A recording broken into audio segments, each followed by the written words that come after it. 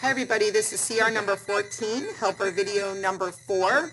It says to simplify this. Notice we're not solving, we're simplifying. The reason why we're simplifying is because there's no equal sign. So we are not going to be finding a value of x. We're just trying to get all the x's together and all the constants together. So it's in a simpler format.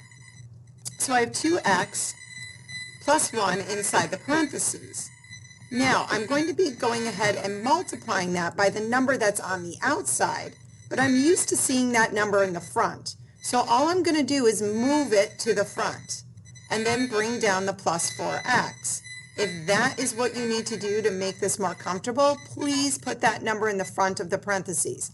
Or you can keep it in the, at the end of the parentheses and multiply backwards, but I definitely like to multiply forward. So I'm going to set, oh my gosh, I can't talk. So I'm going to circle the number in front of the parentheses.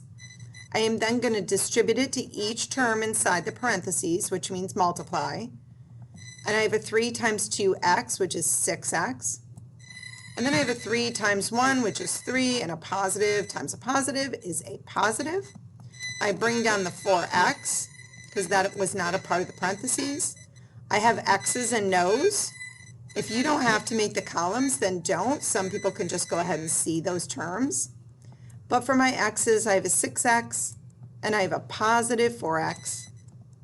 And for my no's, I have a positive 3 and nothing else, which makes my life a little bit easier. So 6x's plus 4x's is 10x's. And then plus 3, because I'm not adding it or subtracting it from anything, and that would be my answer. Good luck with yours.